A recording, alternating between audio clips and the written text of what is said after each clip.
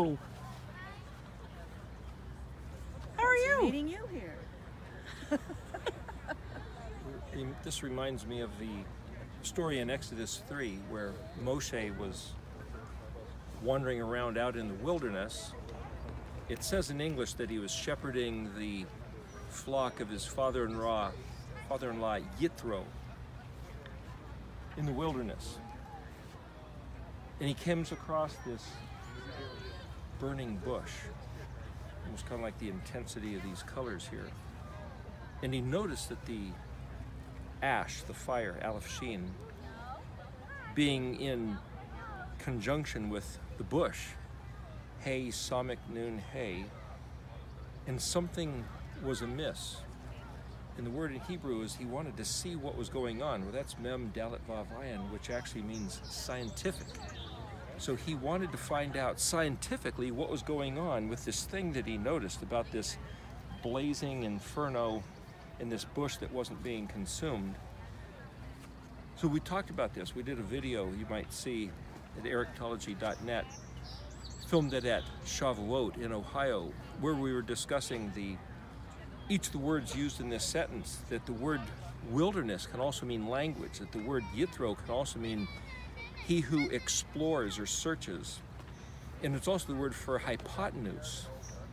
And each one of the words in Hebrew can be read as a different type of word depending on how you choose to read it. And it was almost seems like Moshe had spent 40 years on this one line of his life in Egypt, another 40 years of his life in Midian with the sheep.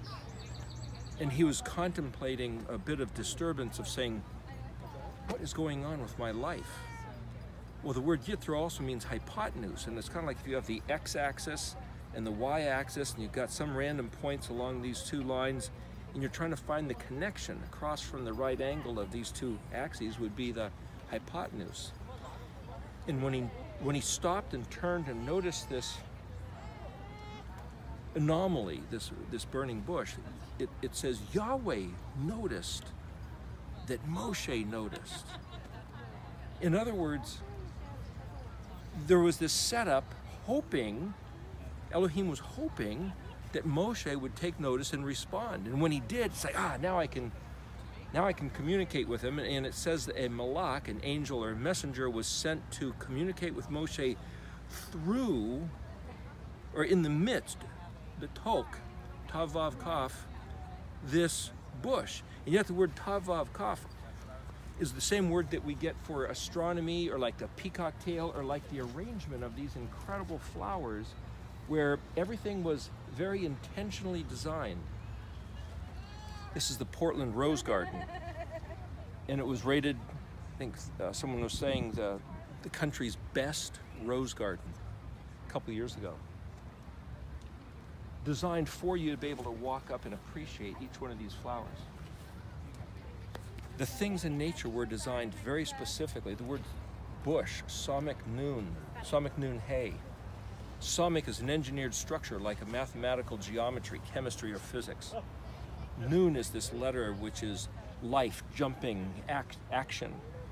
Hey is the appearance. So we were saying at the talk there in Shavuot that basically plant life is self-replicating geometry. That's Samik and Nun. And there's something about what Yahuwah has made as the mechanical, engineered structure of the universe. It just works because it works. Because that's the way he made it, almost like a machine. But the Aleph Shin, the fire, Aleph is like it is the letter that you can't express. It's silent. And Shin is fire, or like this. Sign for eternity. I'm a rabbi, sorry. Sign for eternity, Shin. Shin is the sign, it's a monogram letter of El Shaddai.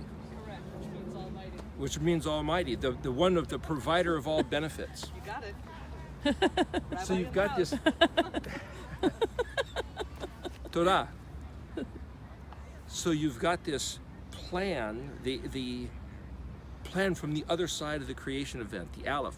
Bereshit starts with the letter Bet. So you've got this cosmos as the manifestation in solid form that we can see, the expression of the design, the image. betness. So the alephess of the sheen, that is the word fire. The original intention and design of that the Almighty provider of all benefits has interfaced this, you might say, this consciousness, this awareness, this reality of the immaterial in conjunction with the material. And when Moshe noticed that overlay where one wasn't diminishing or consuming or affecting the other one, but he saw them both interfacing together, is a way of seeing Aleph, Shin, and Hasanah, Ash, the fire, and Sanah, the bush, at the same time, and he was wondering scientifically what's going on. Well, that's the study of Erectology Paleo-Hebrew. It's to look at the reality, which this is the orthography, the shape of a letter, the spelling of a word, the narrative story at the what they would call the Peshat level, which is the surface narrative, interfacing with the divine plan of El Shaddai, the omnipotent, most high, eternal one, who is engaging us through the structure of the language, or in the wilderness. And to the one who is searching, Yitro, what I'm saying is that you can go back and apply this formula of Aleph Shin interposed with Samach Nun Hey and analyze every word in the story, and you will extract a whole different level of meaning and understanding. Wow. But seeing the beauty of just the colors and the foliage and the clouds and the trees, that's Hasanah. That's Hey Samach Nun Hey. Invert that, Nun Samach means wonder, miracle, to pick up and move out, to pick up and lift up. So we have the Nun Samach providential event being the symbol of the Erectology class, surrounded by the 22 alphabet letters. As a matter of fact, that lady right there has a necklace. You want to hold up that necklace there? Wow. That they can. Look how beautiful. Who do we have here today? This Samach, this is the Nun Samach symbol. So the Samach Nun, you could read it both ways, is the word for burning bush. Can you introduce this lovely lady? This is Karen, the one people talk to on the phone when they call. Fred and I had the opportunity to come and finally meet the other most special half of this special man. And if you haven't had a chance to do so, this is a beautiful woman, and I'm so proud to be a friend, finally in person, after all of these years. So if you're like me and you haven't seen Karen, it's been a wonderful time that we got to spend all together. So, and thank you for this study. This has been the perfect time to come to this rose garden. And if you're ever in Portland during this time, I suggest everyone make a stop here. This is just absolutely heavenly. Thank you guys.